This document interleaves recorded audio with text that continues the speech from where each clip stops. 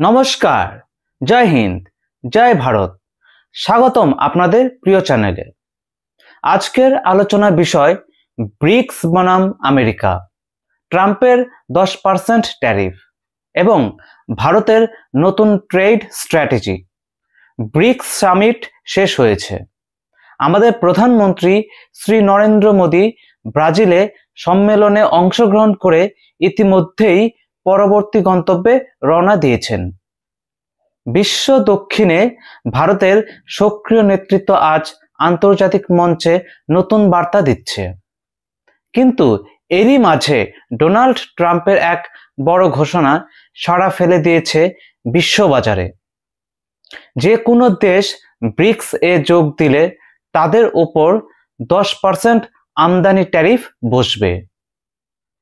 এখনকার ব্রিক্স শুধুমাত্র Brazil, Russia, Bharat, চীন ও দক্ষিণ আফ্রিকা নয়। গত বছর ইরান, ইথিওপিয়া, ইজিপ্ট, সংযুক্ত আরব আমিরাত এর মতো দেশগুলোও যোগ দিয়েছে। এছাড়াও 10টিরও বেশি পার্টনার স্টেট যেমন Belarus, Cuba, Malaysia, Nigeria, Thailand সক্রিয়ভাবে যুক্ত হয়েছে। এটাই ট্রাম্পের টেনশন। ট্রাম্প একজন বিজনেসম্যান। তিনি দেখছেন ব্রিক্স একটি শক্তিশালী বিকল্প হয়ে উঠছে। আইএমএফ এর বিকল্প contingent reserve arrangement, BRICS new development bank, international payment messaging system, এই নতুন উদ্যোগগুলো পশ্চিমা অর্থনৈতিক আধিপত্যকে চ্যালেঞ্জ জানাচ্ছে। ট্রাম্প মনে করছেন ব্রিক্স যদি স্থানীয় মুদ্রায় বাণিজ্য শুরু করে তাহলে ডলার সাম্রাজ্য হুমকির মুখে পড়বে। ভারত এখন এক কৌশলী অবস্থানে আছে।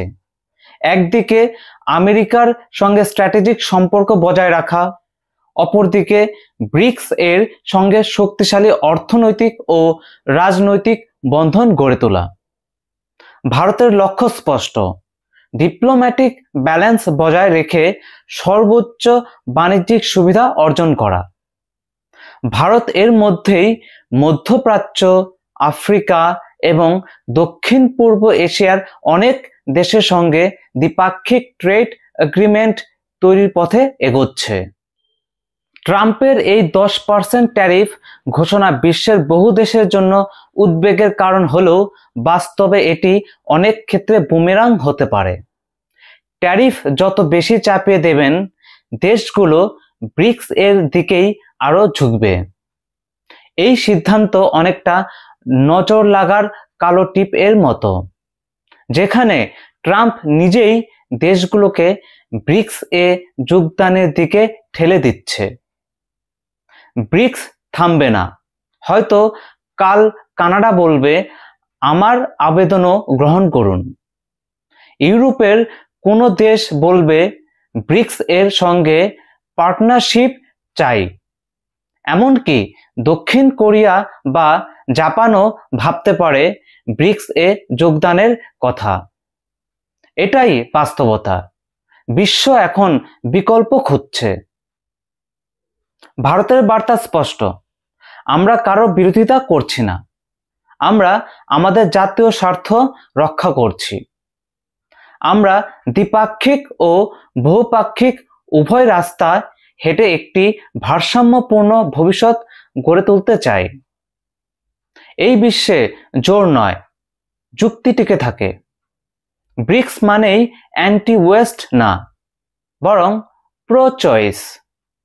আমেরিকা যদি নিজের সিদ্ধান্তে অনড় থাকে তবে দেশগুলো বিকল্প পথ খুঁজবেই। আর সেই পথের নামই হতে পারে ব্রিক্স 2.0।